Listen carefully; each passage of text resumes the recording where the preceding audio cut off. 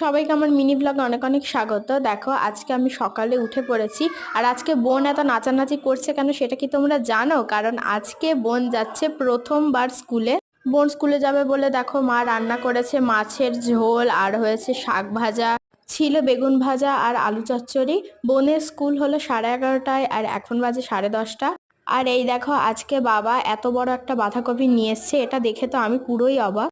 আর এই দেখো তার সাথেও নিয়ে এসেছিল বাবা অনেকগুলো মটরশুঁটি, এটা আমি খেতে খুবই পছন্দ করি। আর এই দেখো বোন এখানে ব্যাগ নিয়ে রেডি হচ্ছে, ও তো খুবই এক্সাইটেড ছিল। বোনের স্কুলের ড্রেসটাও কিন্তু খুবই সুন্দর ছিল, পিঙ্ক কালার, আর ওর তো এটা খুবই পছন্দ হয়েছিল। আর ও কিন্তু একদম ভয় পায়নি, খুব হাসি মুখে কিন্তু স্কুলে গিয়েছিল।